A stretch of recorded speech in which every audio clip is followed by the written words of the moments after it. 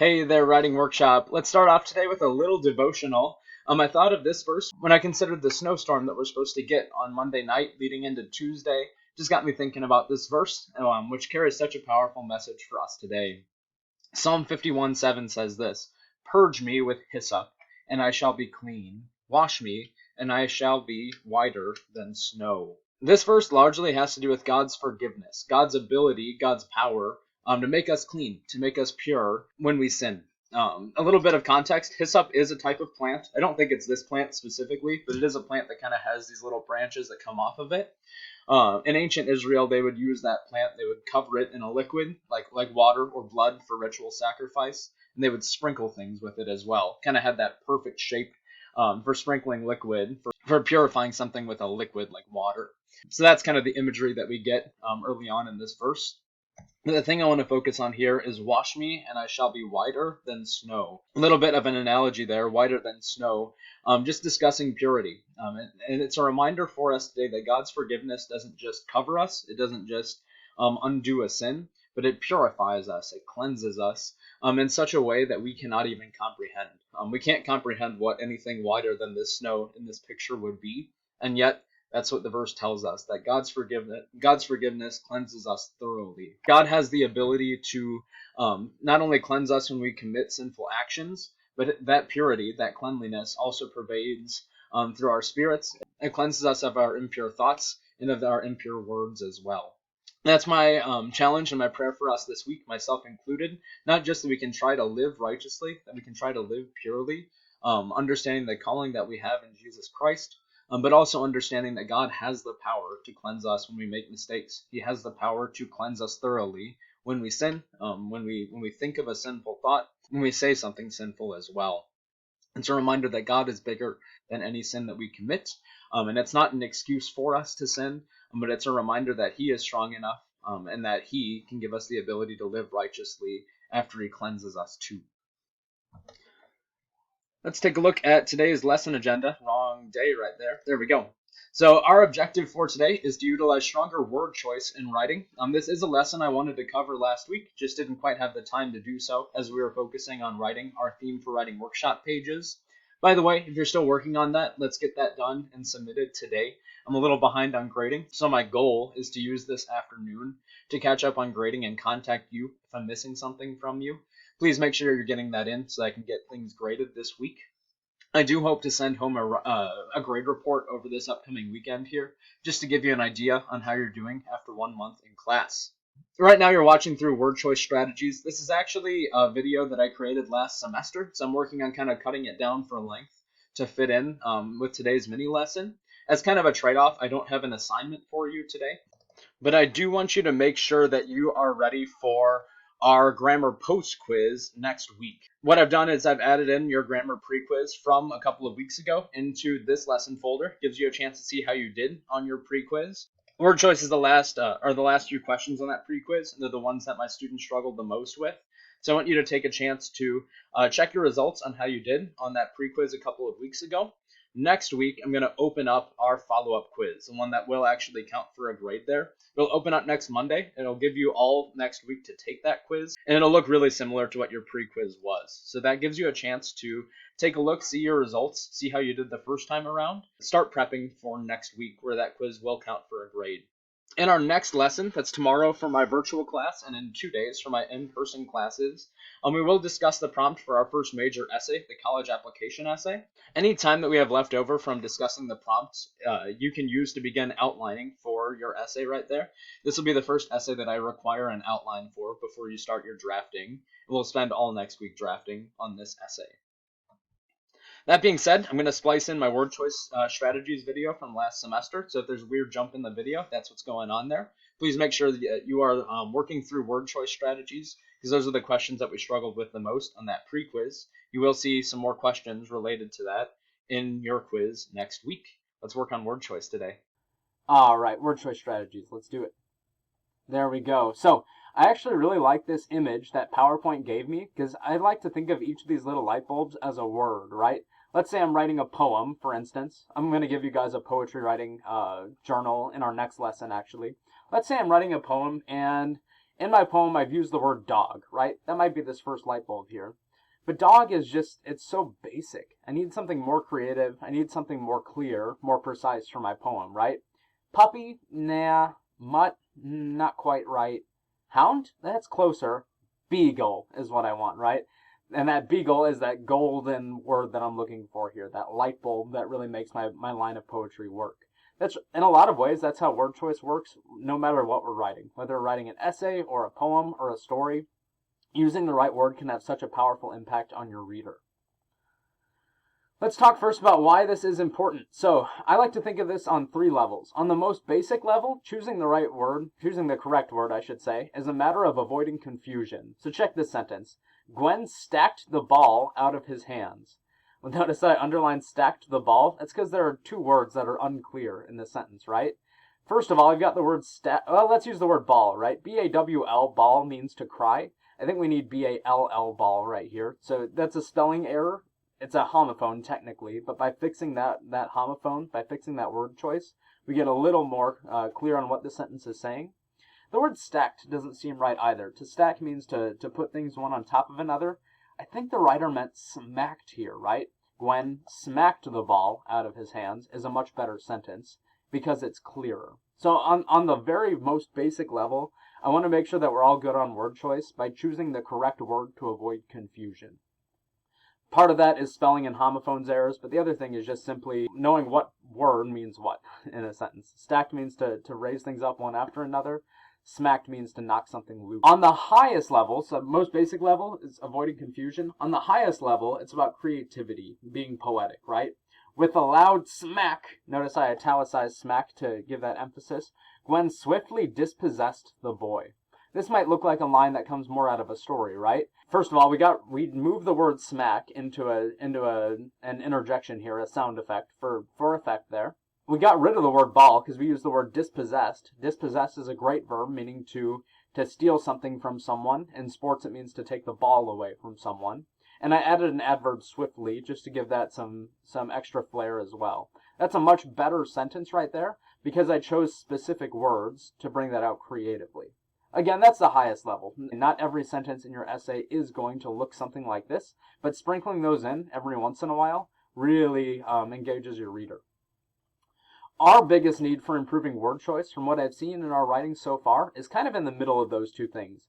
It's bigger than avoiding confusion, not quite at the level of sprinkling in creativity everywhere. What we need to work on is being specific with our words. And that's really the biggest thing that most people need to work on with word choice, is being specific with the words that they choose. Here's an example. It says, Gwen hit the ball out of the boy's hands. Now, this is a better sentence than Gwen stacked the ball out of his hands for several reasons. First of all, better verb for hit. We spelled ball correctly. And we clarify who his is here a little bit. But we can be even more specific, right? When I say the word hit, what do you picture? Is she using a bat? Is she using a tennis racket? Is she using her hands? We can use a better verb there to be specific, right? Maybe smacked works there. Gwen smacked.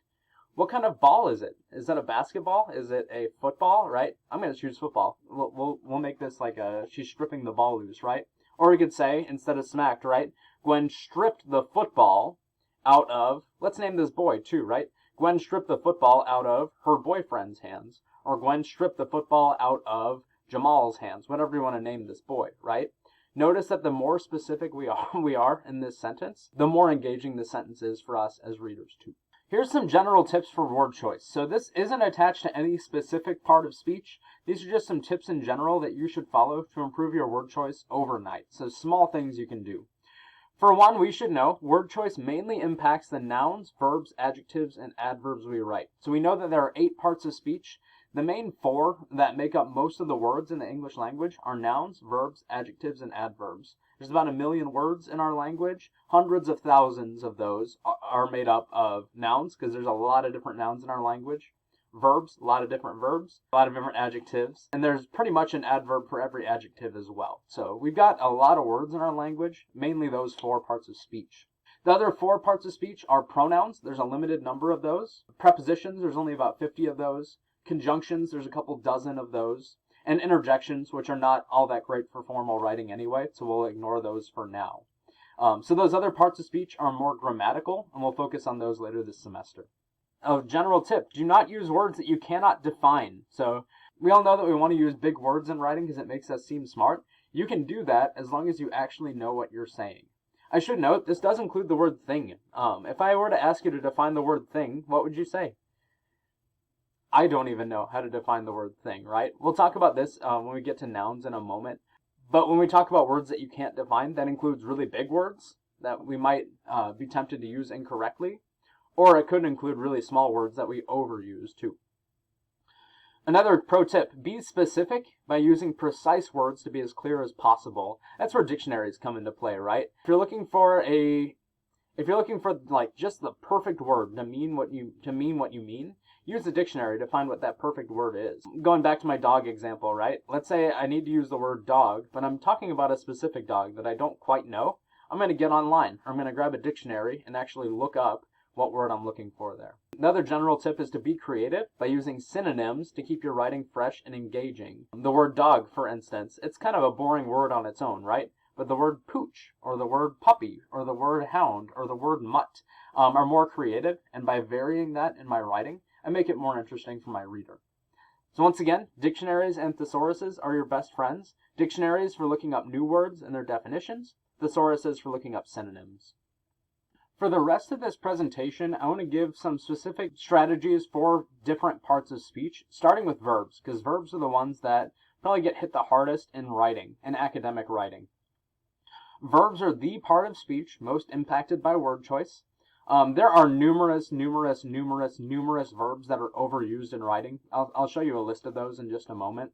But let's play around with the word show, for example. This is one that you guys have probably been using in essays for years. It's one that I still get tempted to use in essays or overuse in essays. Here's an example. You might see a sentence that says something like, this example shows why it is important to wear a seatbelt. Now, at first glance, that's actually a decent bit of commentary, right? Maybe we've got some evidence, an example, or a quote before this one. And then in our commentary, we're explaining how it shows why it's important to wear a seatbelt. Here's the issue. The word show can mean so many different things, right? It can mean to demonstrate something. It makes me think of a TV show, right? Not to mention that an example itself didn't pull out its hands and demonstrate something to you, right? So it's kind of an imprecise verb. We need a more precise verb or a more creative verb to show that, right? We could say this example illustrates why it's important to wear a seatbelt, or demonstrates why it's important to wear a seatbelt, or proves why it's important to wear a seatbelt. Again, there are so many verbs that get overused in writing, and the internet is full of resources and lists for verb synonyms. So I'm not going to go crazy on that right now. You should know that in our Schoology resource folder, I did put a really good list that you should start with as well. So if you follow this link, I'll open it. So I opened up our support materials folder. It's inside of course materials, verb synonyms. And this is a good place for you to start if you're looking for synonyms. Might not be a bad idea to write an entire essay and then come back through this list and see if you used any of these overused verbs. So for instance, ask. You could say, and he asked me a question, he questioned me, he inquired. Seek information from is not the best. He requested, we have inquired there. He interrogated, he examined, he quizzed, right? We can keep going with these too. Explains on there. I put a star by any of these verbs that are common in writing. Decide, describe, do, explain, get. Get is a really weak one. Have, make. Make is a good example in general, right? You can make a pizza. You can also make a request of someone. You can also make a birdhouse, right? The word make can mean so many different things, and so it's good to be precise with the exact word that you want to use. I could go on and on about these right now, but I don't want to eat up a bunch of your time that way. Once again, use this list to replace verbs within your own writing. As I'm grading college application essays especially, I'm going to be highlighting those areas where you could improve word choice, especially by using more precise verbs. Nouns are the next one. Now, nouns are probably the ones that give you the most propensity to be creative as well. Some ideas of overused nouns. The word thing is one of them. Like I said earlier, the word thing is almost impossible to define, and so when we use it in writing, we really mean something else. And this includes other forms of thing too. So I just said something in a sentence, right? What I really meant was some other idea or some other word. We'll talk about that more in a moment. The word stuff is just plural for thing. The word idea, there are better words for idea. Person is rather imprecise, right? Same thing with man, woman, boy, or girl. There are better words to be creative, or there are better words to be more precise with using those. Place, time, animal. If you're writing a short story and you said he was chased by an animal, use the specific animal that he was chased by. A bear, a grizzly bear, to be more specific. Same thing applies with general animals. The word dog I've been using as an example. It's very basic. You can be more creative or precise. Cat, bird, fish, and it goes on. The word plant as well. I watered my plants. I watered my hydrangeas. I watered my tomatoes. I watered my potatoes, whatever plant that it might be. So 2 tips there. For one, be specific. Check this example. I enjoy video games and other fun things. Well, there's this question of, well, what does he mean by fun things? Be specific. What fun things do I enjoy? I enjoy video games and other hobbies, or I enjoy video games and playing sports. I can be specific about what those other fun things are, which gives my reader more clarity. Another example. I drove my car to work today. 2 words there that are rather unclear. First of all, what kind of car? Second of all, where's work, right? I drove my Toyota Camry, that's my car, to Milwaukee Lutheran today. That's my work. Another route to take with nouns is to be creative, and here's where you can play with connotations. I know you guys learned a lot about connotations in English 1. I'm hoping you guys followed up with them in English 2 as well. Connotations are how you attach a positive or a negative meaning to something as well. So when you use creative synonyms for a noun, you can kind of sway what direction you want that to go emotionally. Check it. I might have a sentence that says, let's go over to my place. Place is a weak noun, right? Let's replace that with something better. I could say, let's go over to my home. Well, the word home brings with it this feeling of comfort, maybe this feeling of joy or happiness or peace. Or I could say, let's go over to my crib, right? Crib has a different connotation to it, right? It's not negative, so to speak, but it carries more of like a chilled or relaxed vibe to it. Notice that whichever way I go with that is still better than place, but it gives me a more creative way to say that sentence. A dog, there's dog again, a dog tore my wallet to shreds. Well, let's be creative here. A mutt tore my wallet to shreds. Mutt has kind of a negative connotation to it. Maybe I'm angry when I'm giving that sentence. A puppy tore my wallet to shreds. Maybe I'm not feeling as angry there because it's understandable why a puppy would tear my wallet to shreds, right? Whichever word I go with there is better than dog because it's more specific. But I can also kind of take that a creative direction depending on what synonym I choose. Again, there's lots of options here. Use a dictionary, use a thesaurus for help. Adjectives are another one. So some examples of overused adjectives. Good and bad. Happy and sad, hot and cold. Really any other weak adjective that you would expect like a 6-year-old or a 7-year-old to know.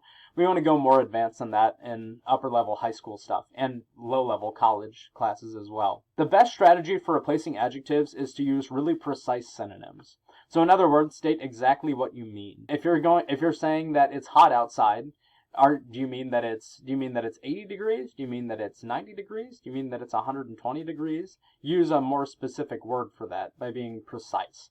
It's warm outside is better than hot there. It's sweltering outside might mean that it's over 100. It's blazing outside. It gives more clarity.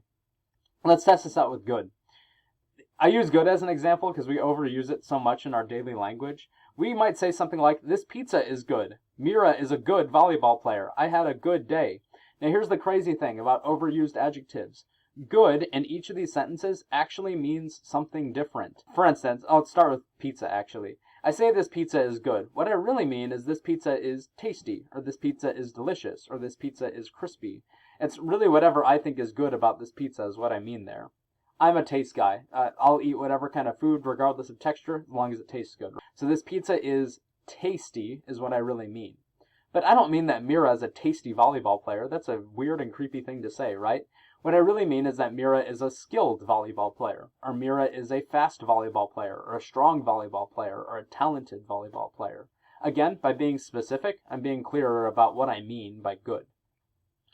When I say I had a good day, I'm not saying I had a tasty day or a talented day. I'm saying I had a peaceful day, or a fun day, or an enjoyable day. Once again, just a better adjective there to replace good makes our writing more interesting. All 3 of these bottom sentences are more interesting than the top ones, but it also makes them clearer for my readers too. Last part of speech to talk through are adverbs. Now, adverbs are a little different from adjectives in that there really aren't any weak adverbs. All adverbs carry the same weight. They don't really change meaning-wise, but some are simply overused. Some examples of really overused, I just used an overused adverb. I used really. Some examples of overused adverbs are very, really, only, totally, actually, and usually. It's not to say that these are bad adverbs. They're just ones that have been used and overused in writing, and we should probably be careful about when we use them ourselves. One strategy, or the best strategy for clearing overused adverbs, is to use synonyms. So an example, if you find yourself using really in a sentence in your writing, see if you can use highly instead. Instead of this, the poison was really toxic, or was really potent, really powerful, the poison was highly toxic, was highly powerful. Just an example right there. Or only is another common one. The word merely is a great replacement for only. You can play around with different synonyms for adverbs especially. If you are using an overused adverb on a weak adjective, a good idea is to replace both with a better synonym. So here's where our writing gets really weak, right? You might see a sentence that says, "You have a very bad scrape on your knee." This is a weak sentence because it's got an overused adverb right on top of a weak adjective in the first place. The nice thing about this is we can replace very bad with a single adjective and make the sentence twice as good, right? You have an awful scrape on your knee. You have a horrific scrape on your knee. You have a nasty scrape on your knee. Whatever I want to replace that with, notice that replaces very bad with one word, one better word in the first place.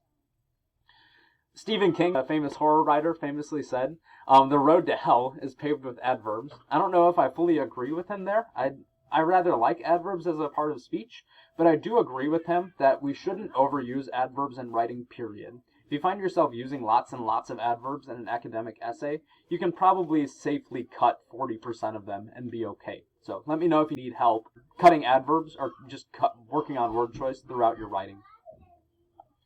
We'll do a little bit of practice and call this lesson done. 4 sentences here. They all have various word choice errors. Let's see if we can make these sentences better. Take a moment to see if you can do this on your own, and then I'll go over what I think should change about these sentences in just a minute. All right, sentence number 1. The kid said, "You're very tall." So it's several unclear words in this. For one, kid. What kind of kid are we looking at? The verb said could probably be improved, and then very tall we can probably replace with a better word too. I might say something like the child or the toddler. I've got 2 toddlers at home, so we'll use toddler, right? The toddler is now giving a clearer indication of who this kid is. Let's say, instead of said, let's come up with a better verb. The toddler exclaimed. Maybe the toddler's excited, or the toddler shouted. "You're very tall." Let's get rid of very tall and say, maybe gigantic. The toddler exclaimed, "You're gigantic." That's a much better sentence than the kid said, "You're very tall." Number 2. I watered my plants and fed my pets. Now this one just has a couple of weak nouns in it, right? We need some specificity here. Watered and fed are fine, but let's come up with some better nouns. For plants, what kind of plants do I want to water here? I like the word hydrangea, right? I watered my hydrangeas, or hydrangeas, however you want to pronounce it. It's a type of flower. I just like the sound of that word. And what kind of pets do I have? And fed my parrots. By saying pets, by saying plants and pets, I'm not giving my readers any indication of what kind of plants or what kind of pets. I just have to be specific in this sense. Number 3, the text says, we had say once again, we'll replace that the death penalty really impacts minorities. Now here's the issue with says, as we looked at just a moment ago. A text cannot open its mouth and say anything to you. We need to be specific about the verb that actually applies to the text there. So instead of says, a good replacement might be states. It might be claims or argues. We'll use argues here for mine. The text argues that the death penalty really impacts minorities. Let's talk about really here for a moment. Really, again, it's okay as an adverb, but a better replacement really makes the sentence pop. Let's use something like highly works. I'll try disproportionately, right? We hear about statistics that disproportionately impact minorities all over the place in today's media. This one actually is a true statement, right? that the death penalty actually does disproportionately impact minorities. So replace really with disproportionately to be specific. I could replace text here as well if I wanted. Now this is some next level stuff, but if I know the title of this text, let's use it, right? Just Mercy is a text that I read over the summer. Just Mercy states or argues that the death penalty disproportionately impacts minorities. That's a great sentence. Maybe it's an article. The article states. The book states. Chapter 12 states. Be specific about what text you're talking about there. And the last one, I'm so happy I could totally kiss you right now. I should have talked about totally when we talked about adverbs right there. The issue with totally, it's a great adverb, but the issue is that it was hijacked in the 1990s and it was turned into surfer slang. I think of the turtles from Finding Nemo whenever I hear the word totally, right? Totally means in total or completely. So I could replace totally with completely or entirely. It doesn't quite work in this sentence, so I'd probably just cut totally from this sentence. So happy can probably be replaced by a better adjective, right? I'm so overjoyed, I'm so excited I could kiss you right now is a better sentence than I'm so happy I could totally kiss you right now. It avoids the slang by cutting out totally, but it also gives a better word for happy.